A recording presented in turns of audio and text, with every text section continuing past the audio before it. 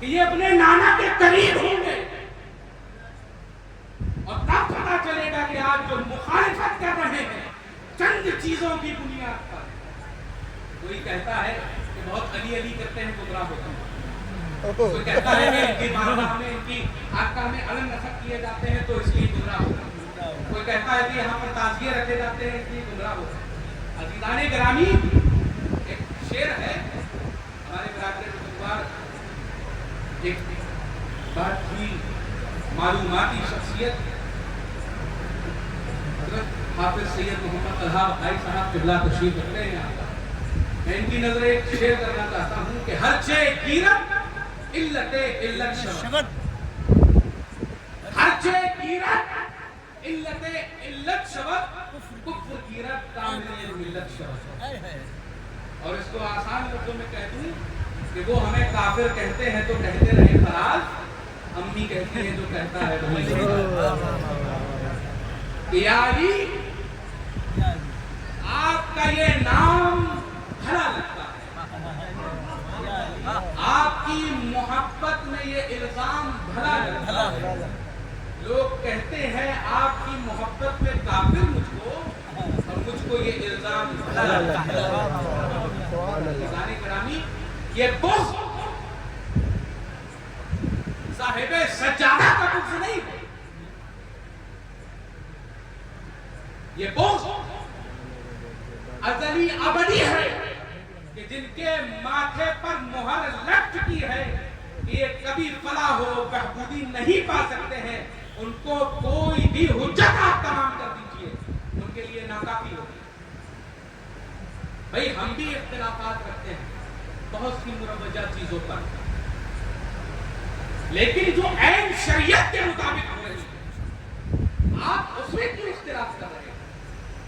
کیا علم لگانا رکھنا کہاں سے گمراہی ہے؟ کیا کربلا کے میدان میں عباس کے ہاتھوں پہ علم نہیں تھا؟ کیا خندق میں صحابہ کرام کے ہاتھوں میں علم نہیں تھا؟ کیا خیبر میں علی مرتضیٰ کے ہاتھوں پہ علم نہیں تھا؟ کیا بدر و احد میں صحابہ کرام کے ہاتھوں پہ علم نہیں تھا؟ تو آپ مخالفت کر رہے ہو تو کس چیز کی کر رہے ہو؟ آپ مخالفت اس علم کی نہیں بلکہ ان شخصیات کی کر رہے ہو جن سے یہ چیزیں مروجہ چلی آ رہی ہیں. لہذا جیسا کہ مفتا صاحب سجادہ کہ اس چیز پر بھی تھوڑی گفتگو کر دی جائے، لیکن والد بزرگوار کا حکم ہے کہ جلد ہی اپنی اختصار سے کام لیتے ہوئے گفتگو تمام کر دوں. عزیزان گرامی، غور کرنے کی چیز ہے کہ ہم دو چیزوں کو کبھی نہیں چھوڑیں گے. جو یہاں کے مرید ہیں میں ان پر بھی اپنا حق رکھتا ہوں، میں ان کو کہنا چاہتا ہوں دو چیزیں کبھی مت چھوڑنا، ایک اپنے صاحب سجادہ کو اور دوسرا علی کی نسبت کو. ان دونوں کو نہیں چھوڑو گے، ان دونوں کو نہیں چھوڑو گے تو ہمیشہ فلاح و بہبودی اور کامرانی حاصل کرے گا. وجہ کیا ہے کہ یہ جو چیزیں چلی آ رہی ہیں یہ ہمارے بزرگوں کی ہیں، یہ ہمارے اجداد کی ہیں جو ہماری آج تک مروجہ چلی آ رہی ہے. تو لہذا کسی بھی طریقے سے اگر غیر شرعی ہوتی تو اس پر نکتہ چینی کرنے کی بے شک آپ سب کو اجازت ہے، لیکن اگر کوئی چیز غیر شرعی نہیں ہے تو اس کو صرف حسد اور بغض کی بنیاد پر صرف بہتان لگا دینا کافی نہیں ہے.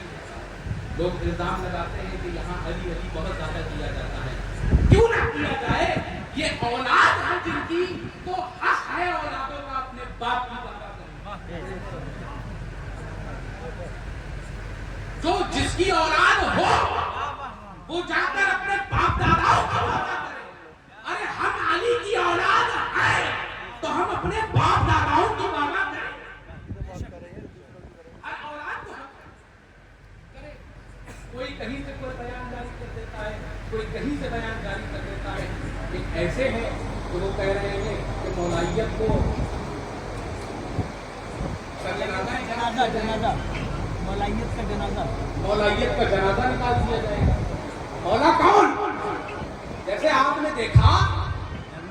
پیران پیر سیدنا غوث پاک رضی اللہ تعالیٰ عنہ شیخ عبد القادر ہوئے، ان سے قادری ہوئے اور قادری سے قادریت ہوئی.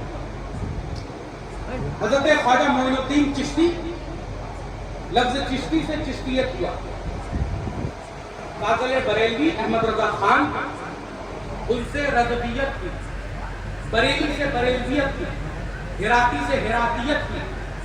اور اسی طریقے سے لفظ مولا جو ملا وہ ہمیں کہیں کسی کتابوں سے نہیں بلکہ رسول اللہ کے قول سے ملا کہ من کنت مولا علی. ہم علی کو مولا نہیں مانتے. توجہ کرنا دلانا چاہتا ہوں، ہم علی کو مولا نہیں مانتے. اگر رسول اللہ نے مولا نہ کہا ہوتا، ہم علی کو اپنا امام نہ مانتے، اگر صحابہ نے اپنا امام نہ کہا ہوتا. ہمیں علی علی کرنا تو رسول اللہ نے سکھایا، ہمیں علی علی کرنا تو صحابہ کرام نے سکھایا. تو ہم علی علی کر رہے ہیں. شخص کہا ہو کر کہہ رہا ہے کہ مولائیت کا جنازہ نکال دیا جائے گا. تو لفظ مولا آیا کہاں سے؟ لفظ مولا جو آیا ہے وہ آیا ہے حدیث من کو تو مولا فہذا علی المولا سے. اور مولا کون؟ مولا ہے علی ابن ابی طالب. تو اب جنازہ یہ کس کا نکال رہا ہے؟ کس کا جنازہ نکال رہا ہے؟ اور اپنے آپ کو وہ شخص ایک سید و سادات کہتا ہے.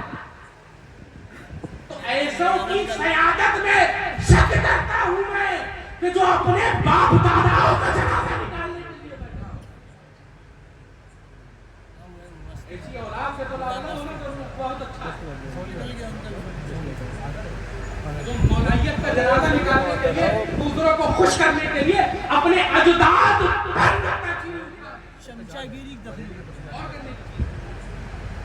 میں کنڈم کرتا ہوں اس چیز سے، مقبول بارگاہ سے اس چیز کو کنڈم کرتا ہوں اور کہتا ہوں کہ وہ شخص انشاءاللہ یہ اپلوڈ بھی ہو، اس شخص تک یہ میسج پہنچایا جائے قیامت تک تمہیں نہیں چھوڑیں گے جب تک رجوع نہیں کرو گے.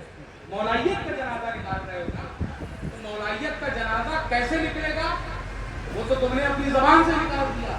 اور ہم لوگ کیسے جنازہ نکالیں گے یہ انشاءاللہ آپ لوگ دیکھیے گا. اور قیامت کے دن اس کا کیسے جنازہ نکلے گا وہ بھی آپ لوگ دیکھیے گا. کیونکہ علی کو تم نہ مانو تمہارا کچھ نہیں کرتا.